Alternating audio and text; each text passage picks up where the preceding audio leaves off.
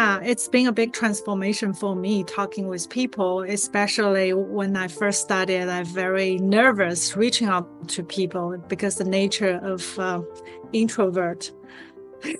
I would rather stay in my painting room and draw. I think that's the biggest transformation part of the entire mentorship to me, because it's always a big scare for me ever since I was little, talking with people. But just realize I actually good at doing that, like communicating with others. It's just my fear is always blocking my own way to reaching out to the right people, and how I think differently now. It just happens, and gives me lots of confidence to moving forward. And it works. Just trust the process. One big breakthrough was when I have everything ready in front of me, the videos, the posts, how everything's very organized, the plan ahead for me. And also one thing I feel very rewarding to see is how you as a team put together all the piece of my story that weave everything together into a beautiful presentation